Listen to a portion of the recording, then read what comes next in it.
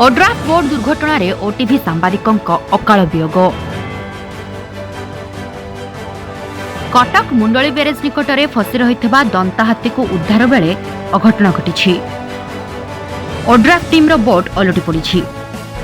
एथिरे ODRAF team boat रे जाइथिबा OTV सांबादिक Arindam दास अकाल वियोग घटी बेले कैमेरामैन प्रभात सिन्हा गुरुतर अछंती।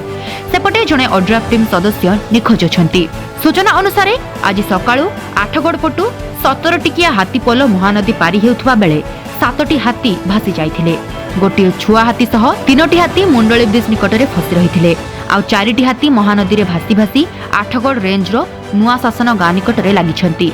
सेपटे मुंडली ब्यारेज निकट में फसी रही दंता हाथी को घोड़ाइबा पई एक ओड्राफ टीम रो बोट जाइथिला। उद्धार समय बोटटी ओलटि पड़िथिला। फल बोट रे थिबा 8 जनक मध्यरु ओटीवी चैनल रो रिपोर्टर और कैमेरामैन थिले। एही दुर्घटना रे ओटीवी रो रिपोर्टर अरिंदम दास अकाल वियोग घटिथिबा बेले कैमेरामैन प्रभात सिन्हा गुरुतर अछंती।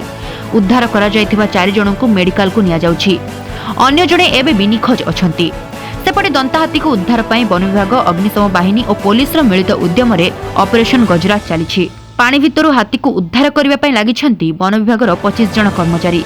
सेहीपरि आठगड़ पुलिस रो 1 प्लाटून, अग्निशम बाहिनी रो 22 कर्मचारी उद्धार कार्य रे शामिल होइछंती।